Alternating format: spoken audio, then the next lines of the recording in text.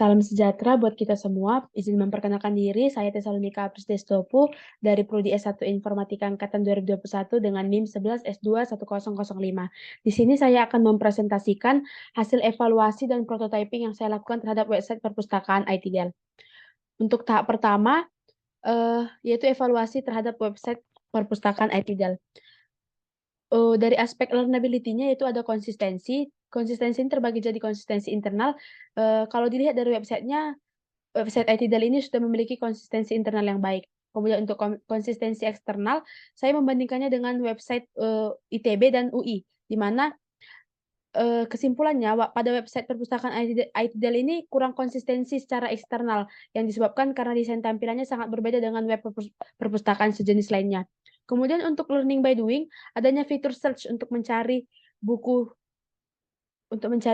ketika user ingin mencari buku di website tersebut. Kemudian untuk interaction style, ada menu and form. Di sini menu and form ini yaitu menu-menu yang tersedia pada website ITDAL ini. Kemudian untuk affordance, ada button hyperlinks, di mana buttonnya itu berupa tombol seperti ini, button-button yang saya tandai kotak merah. Kemudian untuk hyperlink, hyperlink-nya ini misalnya saat kita mengklik bagian tersebut, maka dia akan muncul ke halaman tautan yang lain. Kemudian untuk drop down arrow-nya ini yaitu berupa tanda panah ke bawah seperti ini yang kecil. Nah, di sini tandanya ini bervariasi tergantung pada gaya dan tema visual dari website itu sendiri. Kemudian untuk mouse cursor ini, jika kita arahkan salah satu kursor kita ke bagian menunya, maka dia akan berubah menjadi finger cursor. Kemudian untuk highlight, di sini pada saat kita mengklik salah satu bagian yaitu pemberitahuan, dia akan muncul highlight yang berbeda dari menu yang tidak kita pilih. Meskipun di sini highlight-nya kurang kurang terang. Kemudian untuk feedback di sini feedback-nya jika kita menekan rating bahan pustaka, maka akan muncul feedback 10 bahan pustaka lainnya. Kemudian contoh lainnya jika kita mengklik local content ITDAL, maka akan muncul ID, judul, subjek, maka akan muncul feedback-nya. Kemudian untuk dari aspek efisiensi, yang pertama itu ada penyajian informasi pada homepage, yaitu menu-menu yang tersedia di dalamnya. Kemudian ada metode chunking. Metode chunking itu berupa nomor-nomor yang dibagi menjadi beberapa bagian untuk mempermudah ingatan dari si pengguna dalam mengingat nomor-nomor tersebut. Kemudian untuk safety, aspek safety ada slips dan labs, di mana slips-nya ini yaitu di menu di bagian pencariannya. Kemudian untuk labs-nya itu, jika kita masukkan password lama atau password baru yang kita lupa memasukkan password-nya, maka dia akan muncul field harus diisi, karena labs itu merupakan kegagalan pada memori pengguna. Kemudian untuk error message itu pesan yang ditampilkan ketika terjadi kesalahan. Jadi jika kita salah memasukkan password kita, maka dia akan muncul notifikasi ganti password. Kemudian untuk mistake itu misalnya kita salah memasukkan username atau password, maka dia akan muncul notifikasi error atau password yang kita masukkan tidak cocok. Jadi, aspek yang belum diterapkan dari website perpustakaan ITDAL ini, kalau yang pertama dari learnability-nya itu, dia tidak memiliki seeking help. Ya, seeking help ini fungsinya untuk membantu pengguna jika mengalami kebingungan dalam menggunakan website tersebut.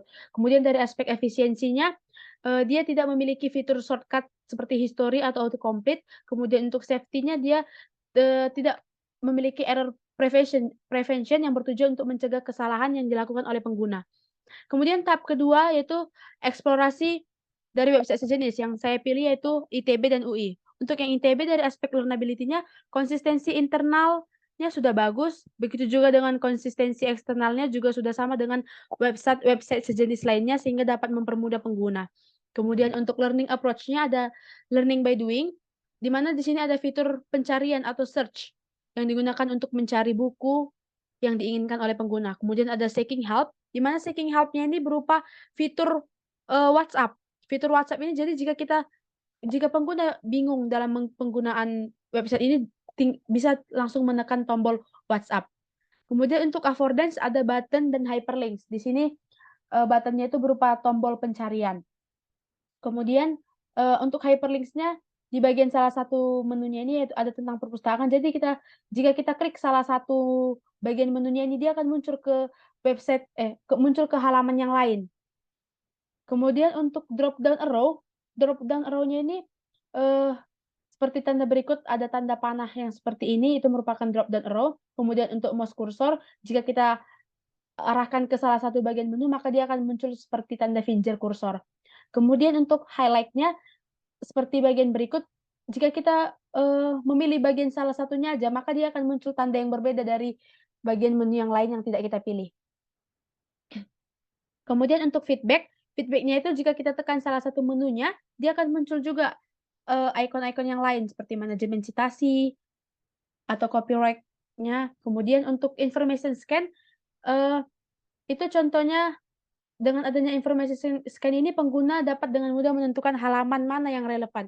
Jadi jika kita mengklik salah satu, eee, tanda yang ada di bawah ini, maka dia akan muncul informasi-informasi apa yang ada di dalamnya.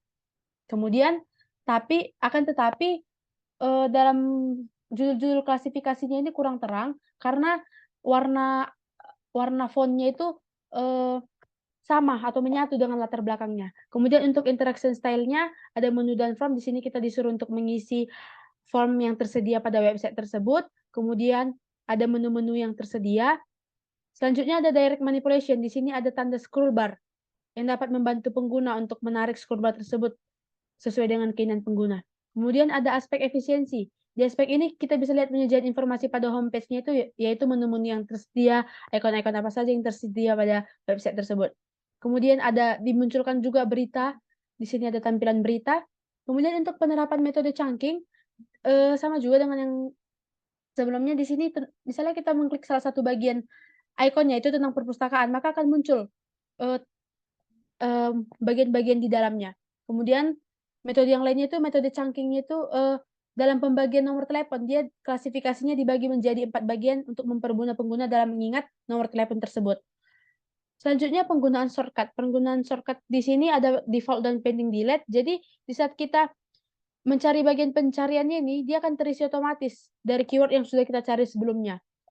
Kemudian untuk, eee, pending delete-nya, misalnya kita kita arahkan kursor kita ke bagian desain dan mengetik salah satu huruf saja, maka dia akan otomatis terhapus. Kemudian aggregation. Aggregation pada website ini, jika kita mencari salah satu judul buku, maka dia akan muncul judul buku apa saja yang relevan, yang sesuai dengan yang kita cari. Kemudian aspek safety, yang pertama itu ada mistake, di mana jika kita salah memasukkan username, maka akan muncul akun Anda tidak akan dikenali. Kemudian error message, jika kita lupa untuk mengisi username dan password-nya dan langsung menekan tanda login, maka dia akan muncul username wajib diisi. Selanjutnya error prevention. Error prevention ini contohnya seperti berikut, di saat mencari buku dan bukunya dapat di-download, maka dia akan muncul public. Jadi buku ini maksudnya dapat di-download oleh si pengguna. Tapi jika dia tidak bisa di-download atau tidak tersedia, maka dia akan muncul tanda merah seperti ini yang menandakan bahwa file di dalam website tersebut tidak tersedia. Kemudian evaluasi terhadap website UI, yang pertama dari aspek learnability itu konsistensi internalnya juga sudah bagus. Untuk konsistensi eksternalnya juga saya membandingkannya dengan website ITB dan website UGM juga sudah bagus dari website-website sejenis lainnya. Kemudian untuk learning approach, yang pertama learning by doing, yaitu fitur pencarian yang digunakan untuk memasukkan keyword atau mencari judul buku yang diinginkan pengguna. Kemudian ada seeking help-nya itu berupa fitur chat yang dapat membantu pengguna jika mengalami kebingungan. Jadi kalau kita mengklik tanda fitur chat ini, maka kita akan masuk ke halaman berikut ini. Kemudian ada affordance, yaitu button dan hyperlinks. Button-nya itu berupa tanda, search. Kemudian untuk hyperlinks-nya itu, eee, ada tersedia website, halaman-halaman yang memba yang membuat kita di saat kita masuk ke, klik bagian ini, kita akan masuk ke halaman atau situs web yang berbeda. Kemudian untuk mouse cursor, jika kita mengklik salah satu bagian dari menunya ini, maka akan muncul tanda finger cursor seperti ini. Untuk highlight, jika kita tekan juga bagian salah satu menunya, maka dia akan muncul tanda yang berbeda atau warna yang berbeda. Kemudian untuk interaction style yaitu ada menu forms yang terdiri dari yang berisi sebuah, eee, form yang harus diisi oleh pengguna agar dapat login ke dalam website. Kemudian ada direct manipulation itu berupa tanda scroll bar. Untuk aspek efisiensinya itu penyajian informasi sama juga dia berisi menu-menu apa saja, terus koleksi-koleksi apa saja yang tersedia di dalam website tersebut. Kemudian untuk penerapan metode chunking-nya yaitu ada bagian-bagiannya jika kita mengklik salah satunya maka dia akan muncul apa saja ikon-ikon yang ada di dalamnya. Kemudian ada nomor telepon, di mana nomor teleponnya ini dibagi menjadi 4 bagian yang dapat mempermudah pengguna dalam mengingat nomor telepon tersebut. Kemudian ada penggunaan shortcut, yang pertama yaitu pending delete, di mana pending delete ini jika kita mengklik bagian pendidikan ini, maka dan mengetikkan salah satu huruf saja, maka dia otomatis akan hilang dan terhapus. Kemudian untuk aggregation, di mana aggregation ini contohnya itu ketika ingin mencari buku, judul pendidikan, maka akan muncul berbagai jenis buku yang relevan sesuai dengan judul yang kita cari. Jadi kita tinggal mencari topik apa yang cocok.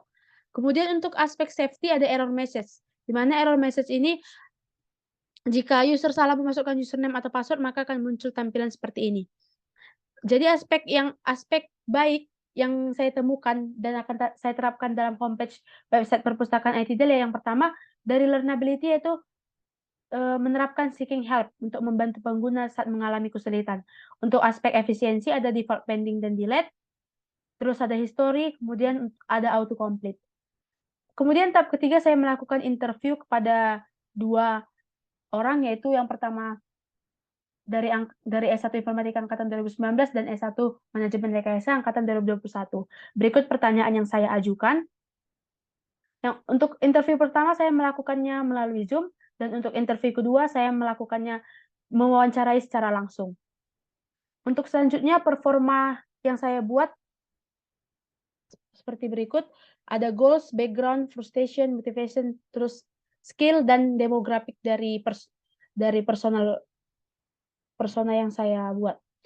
Untuk selanjutnya tahap yang keempat yaitu prototyping website perpustakaannya, saya yang saya redesign yaitu bagian dari header-nya. Kemudian saya menerapkan dari website perpustakaan ITB, ada buku, lokal konten yang saya bagi-bagi, dan kemudian di dalamnya ada beberapa bagian lagi. Kemudian saya ada fitur pencarian buku, dan selanjutnya ada artikel.